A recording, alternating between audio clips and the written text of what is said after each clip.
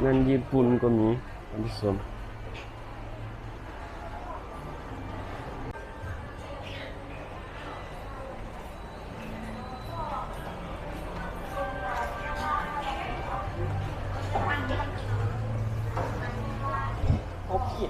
ปลานองได้นี่เนาะ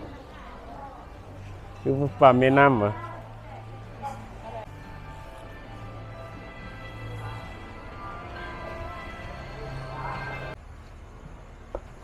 เสียบเอาเงินกองได้ป่ะโอ้ยแซ่บอีดีเดี๋ยวท่านผู้ชมบางนัดเมืองห่มเพิ่นขายอยู่ตลาดตลาดลาวเด้อหวานหลายหวานน้อยเดียวเหลือนั่นส้มหมดเว้าย่อเลยหวานเนาะ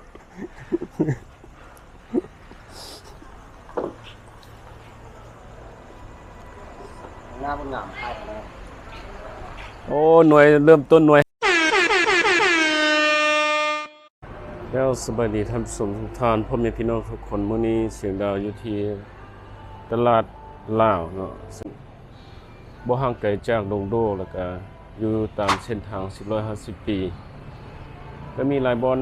หลายอันหลายแนวเนาะมีผักอินทรีย์พร้อมสิเป็นจังได๋เฮาไปเลาะไปเบิ่งนำกันเด้อท่านผู้ชมเพื่อว่ามันมีหยังที่ว่าทานอยู่ใกล้ๆนี้สามารถมาซื้อได้เนาะก็เป็นตลาดที่ว่าใหญ่สมควรแต่ละมื้อก็มีคนมาหลายสมควรมีอาหารทางตามฤดูกาลต่างๆเนาะเอาไปรอนำกันเด้อพี่น้องเอ้ย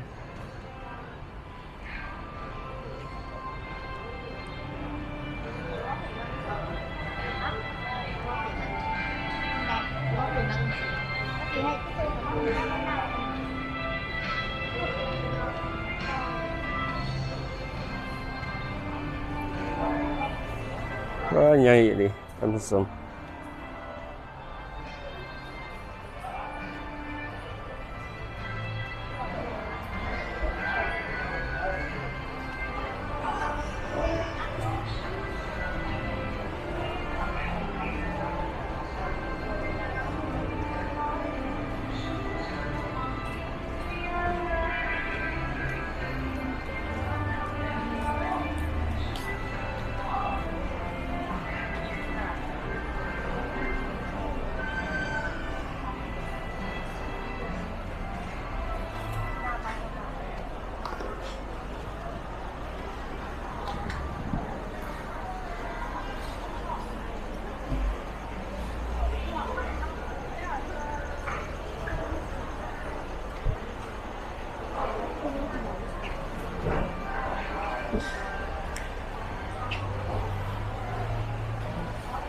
นี่เป็นของเขตขายผักขายมากไม้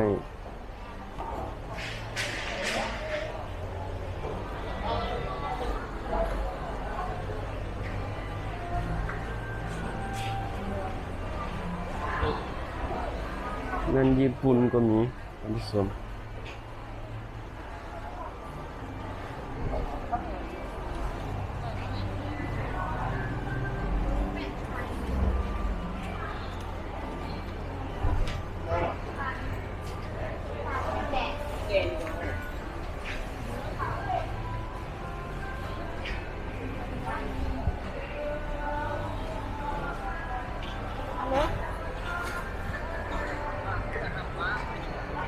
นี่บ้าดูทุกทางมาเพื่อทางมากกับมือนี่เก้าชี้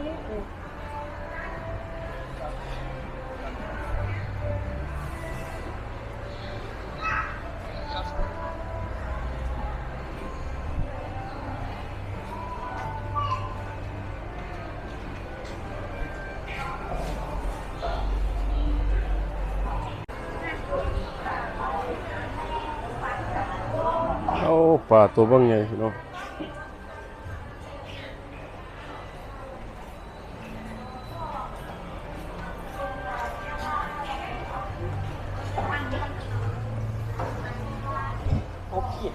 ปลานองได้นี่เนาะคือปลาแม่น้ำอ่ะ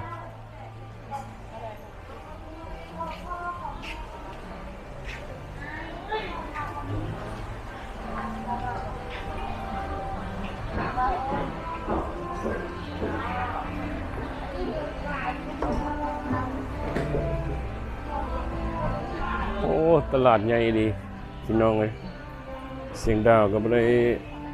เลาะจ้าเถื่อกายไปไกลมาบ่ได้เข้ามาเลาะจักเทื่อนะมื้อนี้สิพาเลาะเต็มที่โอ้ป่าคักอีหลี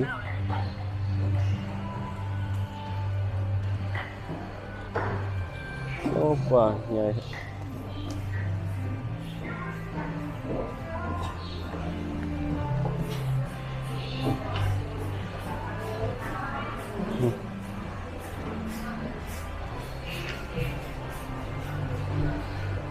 ตลาดนี่ก็เป็นทางตลาดเช้าตลาดสายตลาดแรงเนาะทาง3มื้อเลยแล้วเขาว่าเพิ่นจะมาแต่เช้าแล้วก็อยู่ฮอดจนค่ำจนฮอดตอนแรงๆเลยเนาะโอ้อันนี้ก็เป็นอีกส่วนหนึงเนาะ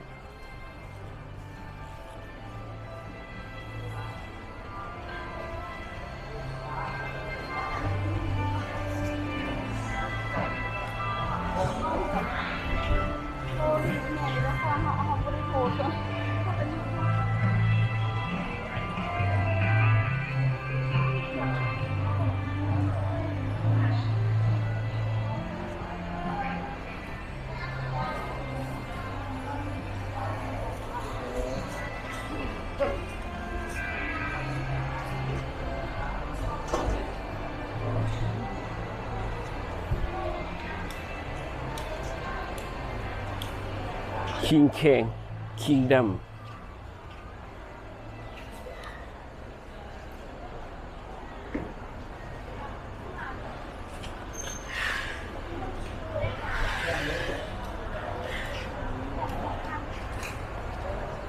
มะกล้วยก็มีอันนี้เขตโซนขายมะกล้วยนะ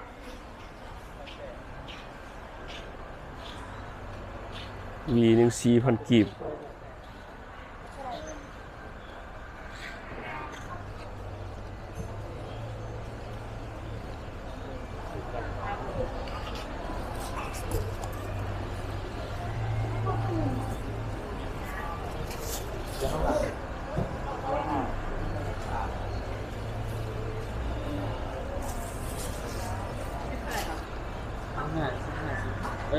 14กิเขา วีเท่าไหร่นี่ 14 โอ้มะกล้วยวี4,000เอาวีหนึ่ง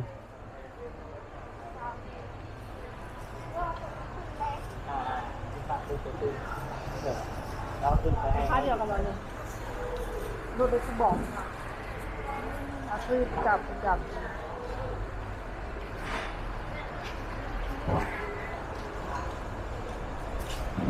น3,500เนาะ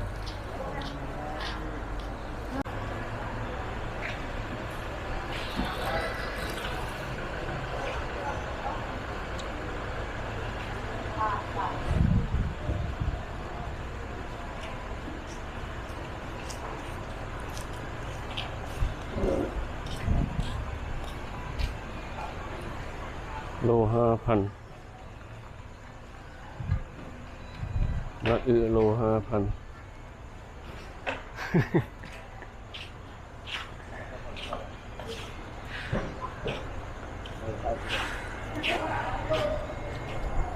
ถ่ายลูกเพชรแล้วก็มาห้านไฟนี่ห้านขายส่ง ห้านขายส่งมานี่ แม่นล่ะ ห้านขายส่งมักนัดมาแต่ไสนี่นะ มึงกุม มาแต่เมืองโฮมโอ้เดินทางมาไกลคือกันเนาะแซ่บบ่มักนัดเมืองโฮมนี่ แซ่บทุกยอดเลยให้ซีมึงก็ได้ แม่นว่าลองชิมเบิ่งซั่น แซ่บเอาเงินลงกอง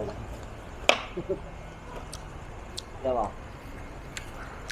โอ้แซ่บอีหลีเดี๋ยวท่านผู้ชมมักนัดเมืองโฮมเพิ่นขายอยู่ตลาดตลาดลาวเด้อหวานหลายหวานน้อยเดียวเหลือนั่นส้มหมดเว้าย่อเลยนะคุณผู้ชมหวานเนาะ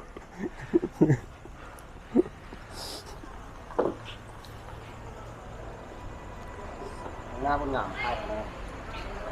โอ้หน่วยเริ่มต้นหน่วย 5,000 เนาะ 5,000 7,000 10,000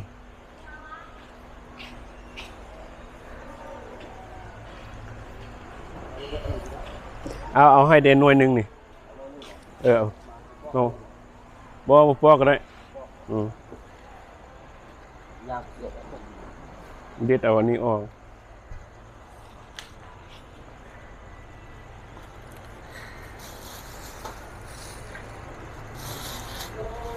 มาไว้ตายสี่ทีเย็นก็มา5,000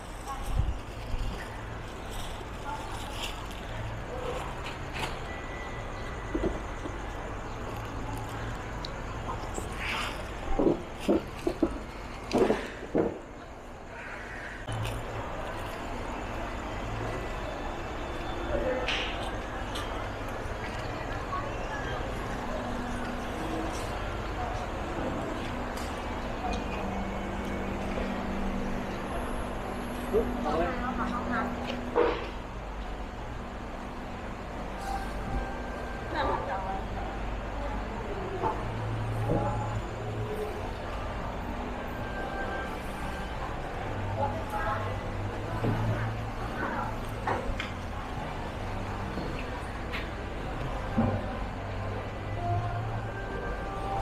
อ้ตลาดกว้างอีหลีอันสนมีหมดทุกอย่าง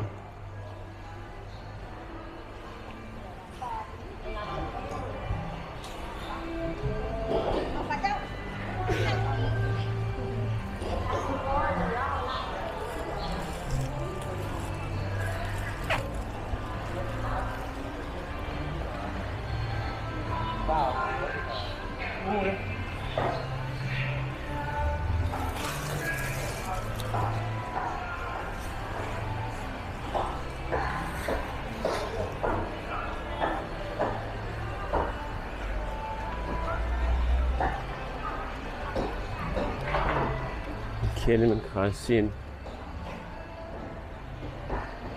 อาหารทะเล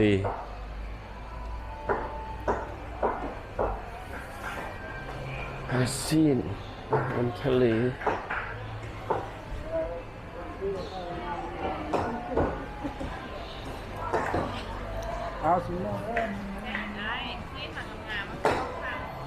เรามองกันเด้อ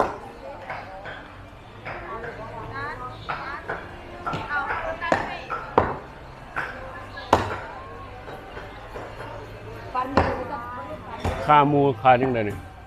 ตัวนี้โลนึง56โอ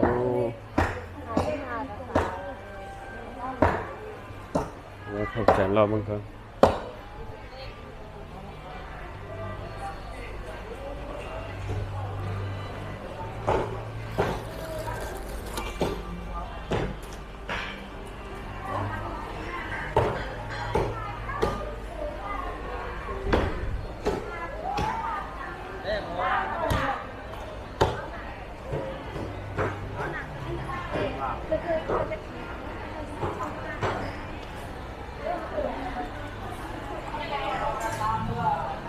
โอ้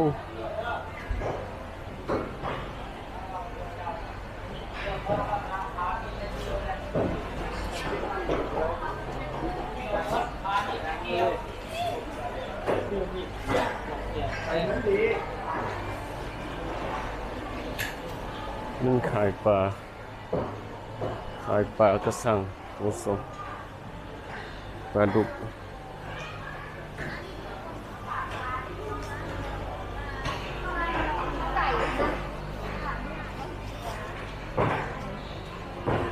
ขายทะเล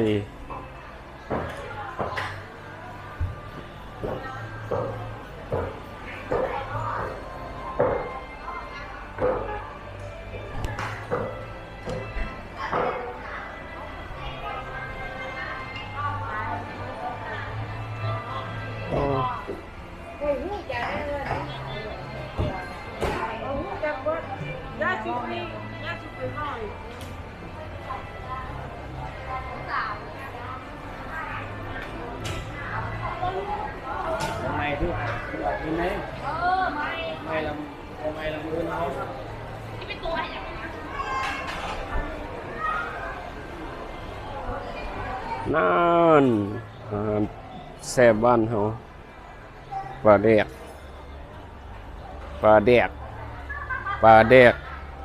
แล้วก็ปลาแดก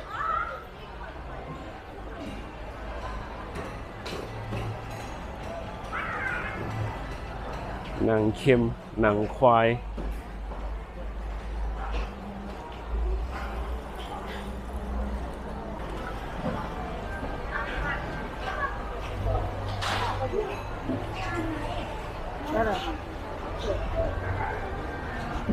ปลาเด็กปู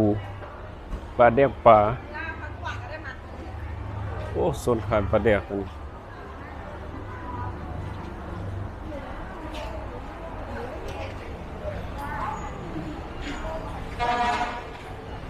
ตามสั่ง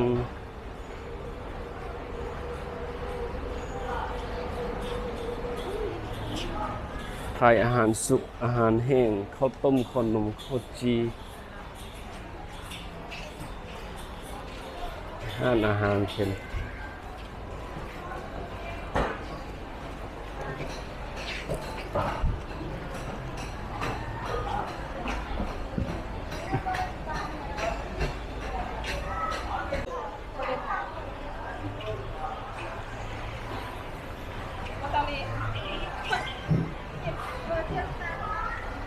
ไปดี โอ้ขายอยู่นี่แล้วนี่โอ้ซึมป้อบ้านอยู่หั่นน่ะ ไม่มีอะไรเล่าเลย มาถึงแล้ว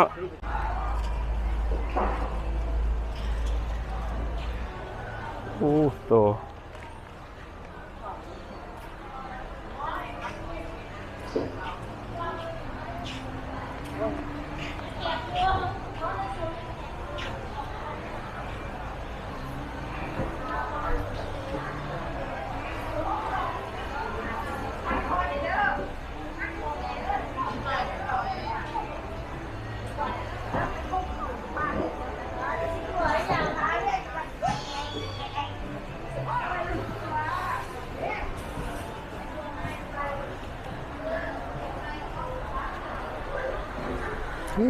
กลิ่นไหม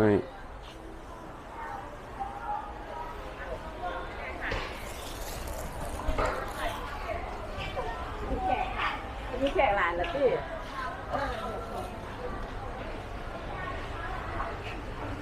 เจ้าของห้านไปเสร็จแล้วนี่แน่นวะมีอยู่ว่าข้าวซอย ถ้าเขาเขียนมา45มันขึ้นมา ข้าวซอยยังวะ ยังโลนึง โอ้ มันคือสิปานนั้นขายดีแท้ ยังโลเดียว เอาให้เลย เอาโรงงานได้นี่นะ ทำงานด้วยยง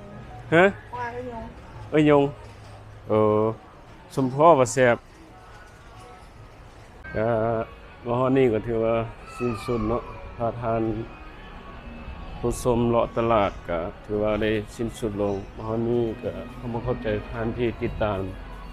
ส่องเสียงดาวมาตลอดเนาะก็ไว้ใส่ให้พรจงทานจงมีแต่ความสุขความเจริญในหน้าที่การงานสำหรับมื้อนี้ก็สบายดีก็ฝากติดตามในคลิปต่อๆไปเด้อขอขอบใจ